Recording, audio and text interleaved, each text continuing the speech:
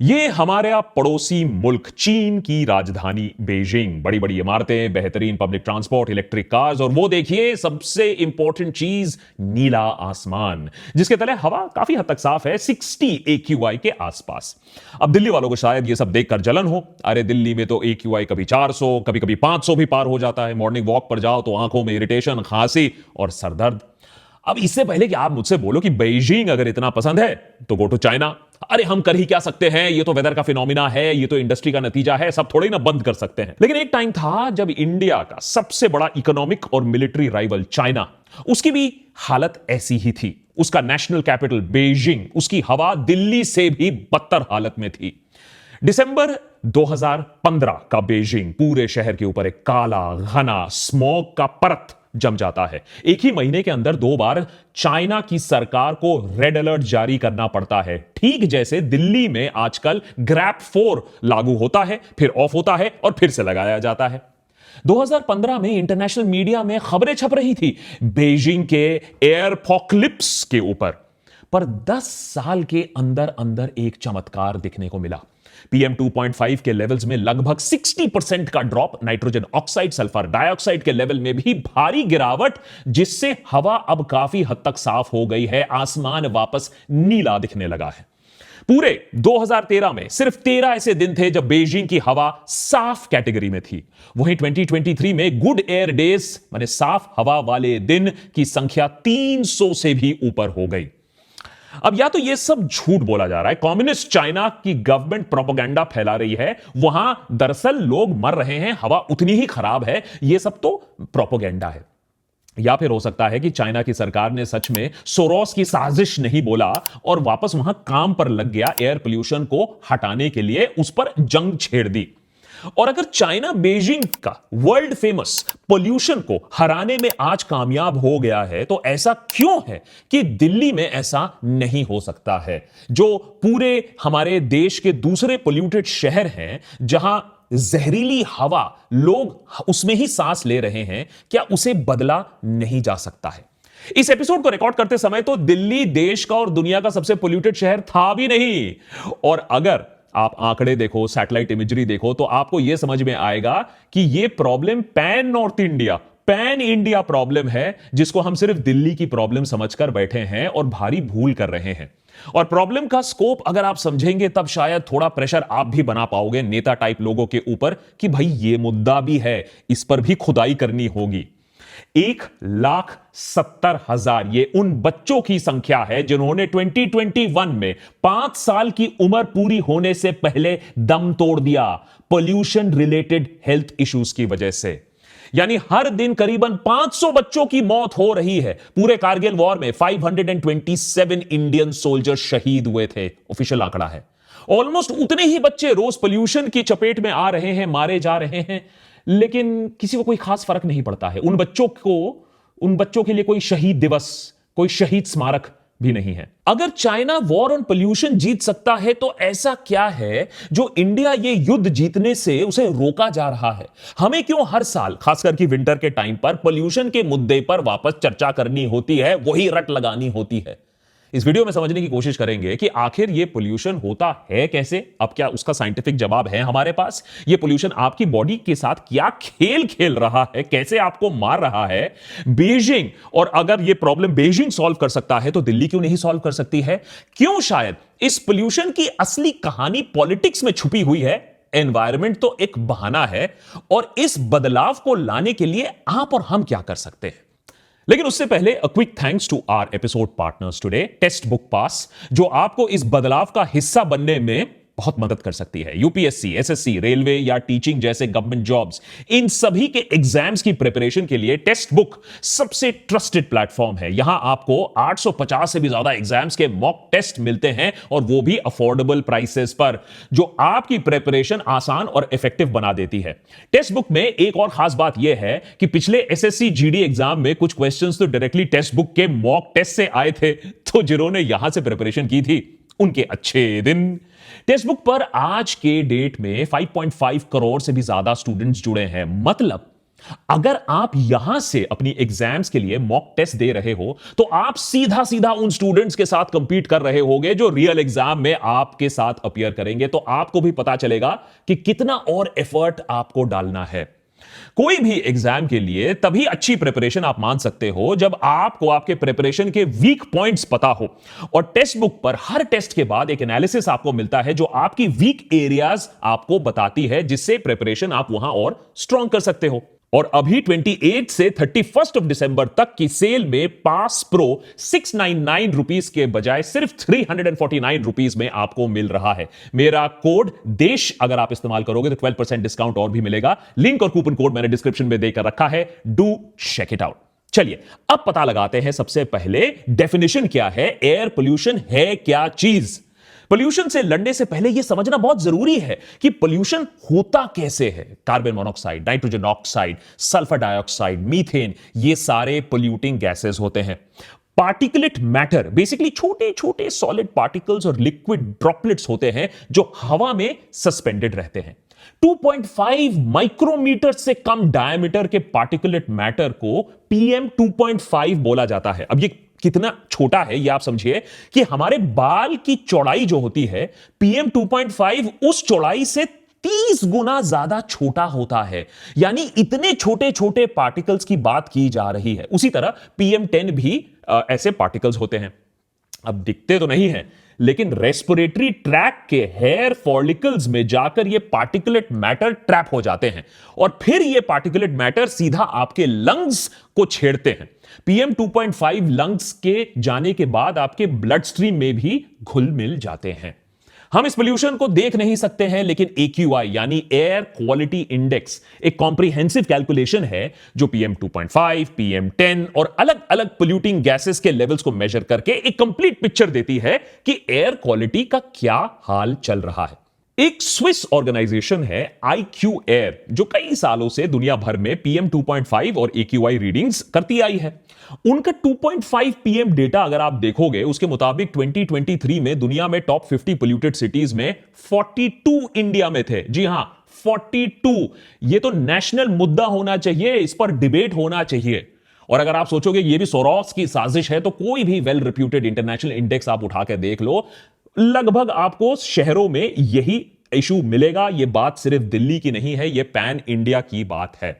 और दिल्ली की अगर हम बात करें तो कई ऐसे लिस्ट में एकदम टॉप पर आपको दिल्ली मिलेगा, नंबर 1 पोजीशन पर आपको दिल्ली मिलेगा। अब यहां सवाल बनता है कि इतना पोल्यूशन आता कहां से है, जिम्मेदारी कहां है भाई। पोल्यूशन का कोई इकलौता कारण नहीं है, इनके कई सारे सोर्सेज हैं। दिल्ली खुद कई पोल्यूटेंट्स को जन्म देती है। वेहिकुलर ट्रैफिक है, इंडस्ट्रियल पोल्यूशन है, PM 2.5, nitrogen oxide, sulphur dioxide, construction pollution, उससे जो डस्ट आता है, वेस्ट बर्निंग होता है, कार्बन मोनोऑक्साइड, मीथेन, इतना सारा पोल्यूशन है।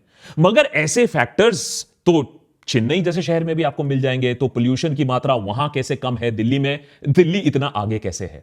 इसीलिए क्योंकि दिल्ली और पूरी जो नॉर्दर्न बेल्ट है, पूरी इंडो गैंजेटिक प्लेन है, एक जियोग्राफिकल डिसएडवांटेज पर भी है। अब विंटर मंथ्स में देश में विंड करंट नॉर्थ वेस्ट से साउथ ईस्ट की तरफ फ्लो करता है और यह नॉर्थ वेस्ट से आने वाली हवा अपने साथ पोल्यूटेंट्स अपने साथ लाती है।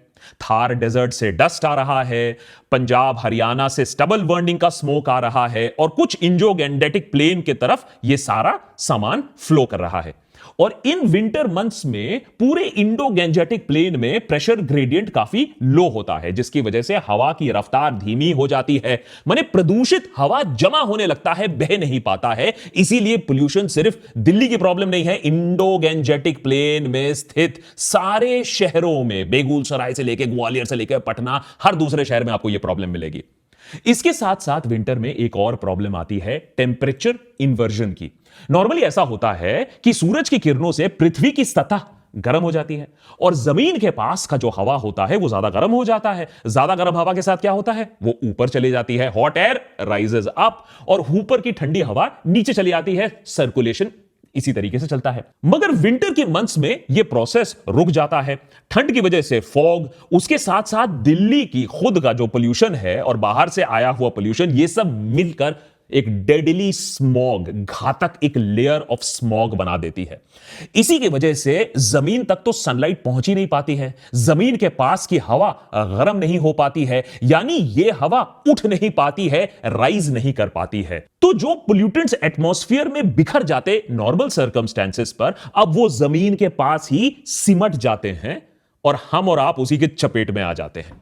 यानी ना ढंग का हॉरिजॉन्टल एयर सर्कुलेशन हो रहा है, ना वर्टिकल एयर सर्कुलेशन हो रहा है, और भर भर के पोल्यूटेंट्स और पार्टिकुलेट मैटर जमीन के पास ही स्थित रह जाते हैं। मानो कि कोई कमरा है जहां बाहर से धुआं भर भर के आया, अंदर पहले से ही सिगरेट जला हुआ था और फिर किसी ने तुरंत सारे दरवाजे खिड़कियां बंद कर दी हों। कुछ इसी तरीके से दिल्ली और इंडो गैंजेटिक प्लेन स्थित सारे शहर गैस चेंबर्स बन जाते हैं। दिल्ली तो अलग ही लेवल पर बड़ा गैस चेंबर बन जाता है। हवा में मिला यह जहर गर्भवती महिलाओं के फीटस के ब्लड स्ट्रीम में जाकर मिल जाता है।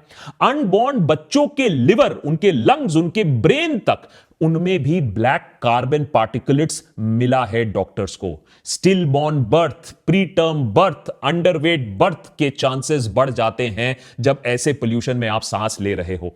बच्चों के न्यूरो डेवलपमेंट को से लेकर मोटर फंक्शंस तक, गट हेल्थ से लेकर इम्यूनिटी तक, हर चीज को एयर पोल्यूशन नेगेटिवली इंपैक्ट करता है, लेकिन हम ये चीज देखना नहीं चाहते हैं। यूनिवर्सिटी ऑफ शिकागो के एनर्जी पॉलिसी इंस्टीट्यूट के हिसाब से दिल्ली एनसीआर में रहने वाले लोग करीबन 12 साल अपनी लाइफ एक्सपेक्टेंसी पोल्यूशन के वजह से खो देते हैं। सोचिए, लोग अपनी जिंदगी शॉर्टन कर रहे हैं क्योंकि ये पोल्यूटेड हवा वो ब्रीथ कर रहे हैं।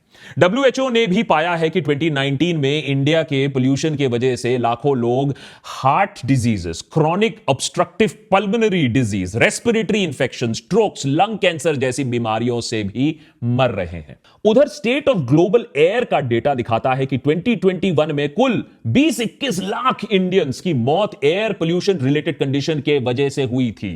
पूरा देश इस पोल्यूशन का इकोनॉमिक कॉस्ट भी झेल रहा है, प्रोडक्टिविटी लॉस है, मेडिकल कॉस्ट है, तमाम चीजें हैं जिन्हें अगर मिला दिया जाए तो कुछ आंकड़े बताते हैं कि देश में सालाना पोल्यूशन की वजह से $150 बिलियन से ज्यादा का नुकसान हो रहा है। पर क्या आपने कभी भी किसी नेता टाइप इंसान को डिटेल में इन सब चीजों के बारे में बात करते हुए सुना है? नहीं, क्योंकि नेता टाइप लोग भी आपके दिमाग में बस पोल्यूशन ही तो डाल रहे हैं रातों दिन, बस वोट्स पाने के लिए। देखो, साइंस और हेल्थ की बातें करने लगेंगे ना तो नेता टाइप लोगों की हालत टाइट हो जाएगी। आंकड़े डिप्रेसिंग हैं, मगर निराश होकर बैठकर, हाथ पकड़ के बैठकर कुछ नहीं हो सकता, बोलने से भी कुछ होने वाला तो नहीं है। अगर अभी भी हम सही कदम ले तो पोल्यूशन को कड़ी टक्कर हम दे सकते हैं। सबसे पहले, दिल्ली जैसा जियोग्राफिकल बैड लक बीजिंग के पास भी था। वहां पर भी विंटर में एयर प्रेशर पोल्यूशन को ट्रैप कर रहा था बीजिंग के आसपास। टेंपरेचर इन्वर्जन हो रहा था बीजिंग में भी। बीजिंग के साउथ और ईस्ट डायरेक्शन में इंडस्ट्रियल एरियाज भी थे जो काफी पोल्यूशन प्रोड्यूस कर रहे थे, जो बीजिंग को भी इफेक्ट कर रहा था। और इस शहर के नॉर्थ और वेस्टर्न डायरेक्शन में पहाड़ होने की वजह से पोल्यूशन वहां से एस्केप नहीं कर पा रहा था। तो दिल्ली की कहानी काफी हद तक आप बीजिंग में भी देख सकते हो। मगर बीजिंग और चाइना ने यह दिखा दिया कि बैड जियोग्राफी, बैड वेदर, इनका बहाना अगर आप छोड़ के पोल्यूशन के सोर्सेस पर आप फोकस करो तो पोल्यूशन कम किया जा सकता है, समस्या का समाधान निकाला जा सकता है। दरकार है एक year round national comprehensive policy की, पॉलिटिक्स की नहीं, पॉलिसी की। यह बात सच है कि दिल्ली में नवंबर और दिसंबर में पोल्यूशन ज्यादा ही दिखता है। मैंने आप देख सकते हो, आप महसूस कर सकते हो, पोल्यूशन इतना खराब हो चुका होता है। अब नेशनल कैपिटल है तो मीडिया अटेंशन यहां ज्यादा होता है, ब्लेम गेम भी ज्यादा खेला जाता है। लेकिन चलिए मान लेते हैं अरविंद केजरीवाल और आम आदमी पार्टी बिल्कुल फेल कर चुकी है पोल्यूशन के मामले में, दिल्ली के मामले में। लेकिन तब भी हमारे देश में 40 से भी ज्यादा ऐसे शहर हैं जो दुनिया के टॉप 50 पोल्यूटेड सिटीज में आते हैं। भाई उनका क्या, वहां भी पॉलिटिक्स खेलने बैठ जाए क्या? कभी कभी अपने दुश्मन से, इसीलिए मैं कहता हूं कि सीख लेना भी जरूरी है। चाइना हमारा बहुत बड़ा दुश्मन है, चाइना को लेकर हमें सतर्क रहना चाहिए, लेकिन यह चीज चाइना से हमें सीखनी भी चाहिए। पहला तो सिर्फ शॉर्ट टर्म स्कीम से काम नहीं चलने वाला है, एक प्रॉपर लॉन्ग टर्म विजन होना होगा एयर पोल्यूशन को लेकर, जैसा चाइना ने किया। सबसे पहले उन्होंने साइंटिफिक तरीके से समझा कि बीजिंग में पोल्यूशन आता कहां से, और कितना है।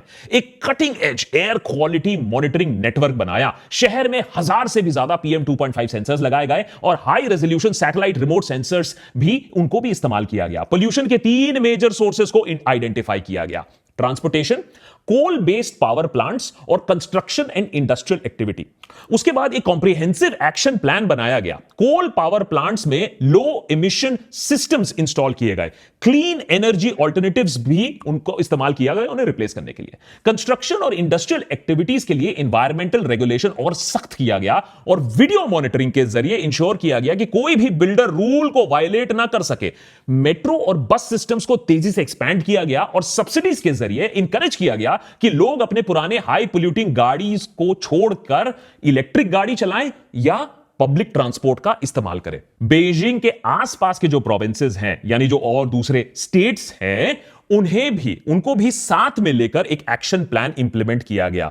और शायद सबसे इंपॉर्टेंट बात यही है कि चाइना की सरकार ने पोल्यूशन के खिलाफ इस लड़ाई में भर भर के इन्वेस्टमेंट किया। फॉर एग्जांपल 2017 की बात कर रहा हूं, तब भी चाइना की सरकार ने पूरे 18 बिलियन यॉन यानी लगभग $2.5 बिलियन इन्वेस्ट किया था कि यह प्लान सिर्फ पेपर पर ना रहे, जुमलेबाजी तक ना रहे, ग्राउंड पर इंप्लीमेंट किया जा सके।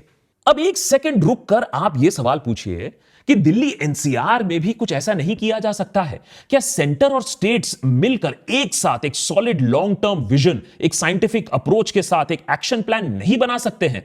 अरे हमें मुश्किल लगता है लेकिन नामुमकिन नहीं है। बस जिस संविधान की शपथ ली जाती है और जो नेशन फर्स्ट बोला जाता है वो काम करें। अगर नेतागण सिर्फ नेशनलिज्म का ढिंडोरा ना पीटे, अगर सच्ची में देश के लिए अगर काम करना चाहें तो ऐसी एयर पॉलिसी आ सकती है। कभी किसान, कभी पटाखे, ये सब छोड़कर अगर हम कॉम्प्रिहेंसिवली समझे कि पोल्यूशन के कितने सारे सोर्सेज हैं और उनको टैकल करना किस किस तरीके से है, तो ये मुमकिन है। उसके साथ साथ पोल्यूशन डेटा मॉनिटरिंग नेटवर्क्स हमें बनाने पड़ेंगे, एयर क्वालिटी सेंसर्स की संख्या बढ़ानी पड़ेगी, एक साइंटिफिक अप्रोच हमें लेना पड़ेगा।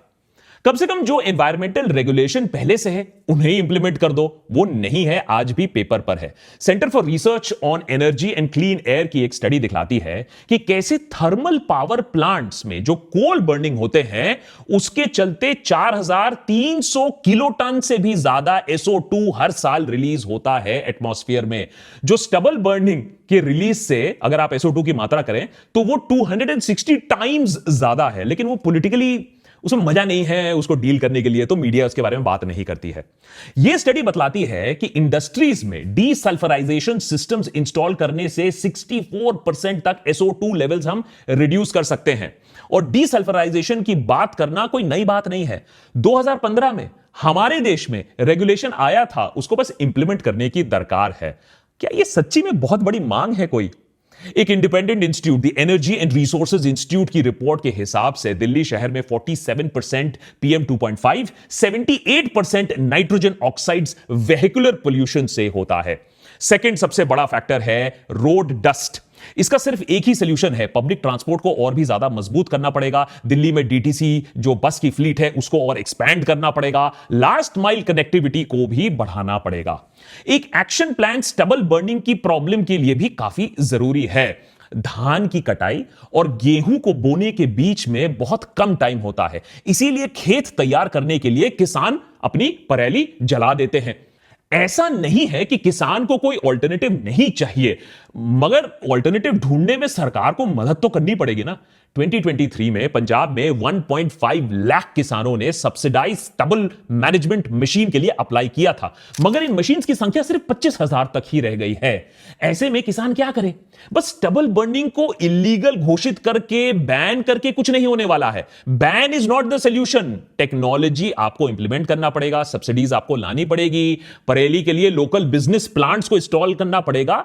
तो इसके लिए एक फोकस तो जरूर चाहिए, और कहीं कहीं आप देखिए, या आम आदमी पार्टी हो या बीजेपी हो, यह काम हुआ नहीं है। बेचारी स्वामीनाथन कमीशन कब से यह कह चुकी है कि MSP का स्कोप आप बढ़ा दीजिए, डाइवर्सिफिकेशन उसी से होगा। अब किसान धान और गेहूं पर डिपेंडेंसी कम कर देगा क्योंकि उसको मालूम है कि उसे अदर क्रॉप्स के लिए भी MSP मिलेगा। इसका एक इफेक्ट होगा कि स्टबल बर्निंग भी कम हो जाएगी, पर सरकार ऐसे रिपोर्ट्स की बात ही नहीं सुनती है। किसानों की भी बात नहीं सुनी जाती है, और फिर हम देखते हैं कि नहीं, स्टबल बर्निंग हो रहा है, किसान की गलती है, और वही मामला खत्म हो जाता है क्योंकि ब्लेम गेम करना आसान होता है। अब ये सब रिस्पॉन्सिबिलिटी सिर्फ एक सरकार की नहीं है, स्टेट्स और सेंटर की सरकारें भी साथ आकर काम कर सकती हैं। Power plants, transport, construction, agriculture, ये सारी एरियाज में पॉलिसीज बदलनी पड़ेंगी, कुछ नई चीजें इंप्लीमेंट करना होगा। भाजपा सरकार ने 2019 में नेशनल क्लीन एयर प्रोग्राम के तहत 10,500 करोड़ रुपए एलोकेट किए थे अलग अलग शहरों में पोल्यूशन को कम करने के लिए। 5 साल हो गए, लेकिन पता चलता है कि फंड सिर्फ 64% के आसपास ही हिस्सा इस्तेमाल हुआ है और ज्यादातर सिर्फ डस्ट कंट्रोल पर खर्च किया गया है। रिसर्चर्स का कहना है कि जो मेन प्रायोरिटी है एमिशंस को कम करना, उस पर खर्च ढंग से हुआ नहीं है, रिसर्च हुआ नहीं है, फोकस हुआ नहीं है। और ये ढंग से हो भी नहीं पाएगा फोकस जब तक हम और आप नेताओं की पॉलिटिकल विल को चेंज ना करें, उन पर फोकस ना करें, उन पर प्रेशर ना दे कि भैया पोल्यूशन भी एक बहुत बड़ा मुद्दा है, कुछ खुदाई करिए यहां भी। चाइना वॉर ऑन पोल्यूशन जीत पाया क्योंकि पूरी गवर्नमेंट मशीनरी ने ठान ली थी कि पोल्यूशन को जड़ से उखाड़ना है, एक कॉन्सेंट्रेटेड नेशनल प्रोग्राम बनाना है, इन्वेस्टमेंट करना है, इंप्लीमेंटेशन करना है। एकदम ठोस इरादा था, पॉलिटिकल विल मौजूद थी। इंडिया में यहां तो पॉलिटिकल पार्टीज पोल्यूशन की बात कम करते हैं, ब्लेम गेम साबित करना ज्यादा करते हैं कि इसने किया उसने किया। बीजेपी आम आदमी पार्टी को ब्लेम करती है, आम आदमी पार्टी बीजेपी को ब्लेम करती है। सबको इसका पॉलिटिकल फायदा उठाना है, ब्लेम गेम खेलना है, लेकिन पिसते हो आप और हम। अब यहां आप कहोगे लेकिन चाइना में तो डिक्टेटरशिप है, वहां पर तो चेयरमैन ने जो घोषित कर दिया, जो ठान लिया वही करना होगा, तो सब वही काम हो सकता है। इंडिया में ऐसा नहीं करना पॉसिबल है। मगर हमारी डेमोक्रेसी का पूरा पॉइंट यही है कि अगर जनता किसी चीज पर अगर त्रस्त हो, अगर डिमांड कर रहा हो, आवाज उठा रहा हो, तो प्रॉब्लम सॉल्व करने के लिए नेता प्रतिबद्ध होगा। पर वोटर को अगर आप ब्रेन वॉश कर दोगे, उसको खतरे में डाल दोगे, तो फिर वो एयर पोल्यूशन की बात थोड़ी ना करेगा। उसके पास सही इंफॉर्मेशन ही नहीं पहुंच पा रहा है। ये सारा इंफॉर्मेशन जो आज हमने बात किया, आपने मेन स्ट्रीम मीडिया में कभी सुना है? गोदी मीडिया और आईटी सेल आपको कम्युनल पॉलिटिक्स में डुबा के रखेगा और वहां चुपके चुपके साइड में सरकार फॉरेस्ट कंजर्वेशन एक्ट अमेंडमेंट और mines and minerals act amendment से एनवायरमेंटल रेगुलेशंस को और भी कमजोर कर देगा, ताकि बड़े बड़े पूंजीपति आराम से एनवायरमेंट को और भी तबाह कर पाए, पोल्यूशन और भी फैला पाए अपने प्रॉफिट के लिए। और यहां इसीलिए मैं मानता हूं कि ऑपोजिशन का भी फेलियर है। इसको एक नैरेटिव ऑपोजिशन भी नहीं बना पाई है, लोगों को जागरूक ऑपोजिशन भी नहीं कर पाई है कि किस तरीके से हम एक डूम्सडे सिनेरियो की तरफ जा रहे हैं, किस तरीके से लोग मर रहे हैं पोल्यूशन की वजह से। अंत में तो मैं कहता हूं इस चैनल में हमेशा ही तोड़ एक ही है कि आप और हम मिलकर, देश के नागरिक मिलकर एक पॉलिटिकल विल बनाने की कोशिश करें, नेताओं पर प्रेशर डालने की कोशिश करें। आपको पोल्यूशन पर वोट डालना होगा, आपको पोल्यूशन पर नेताओं को सवाल पूछना होगा।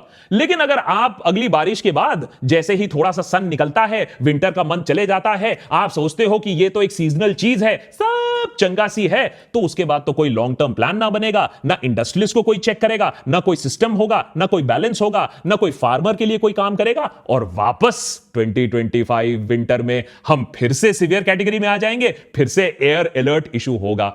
इसीलिए दरकार है कि ईयर राउंड पॉलिसी हो, आप सतर्क रहे, आप सवाल पूछें, तभी जाकर यह सिचुएशन इंप्रूव होगा। नहीं तो तैयार रहिए पूरे साल ही मास्क पहनने के लिए।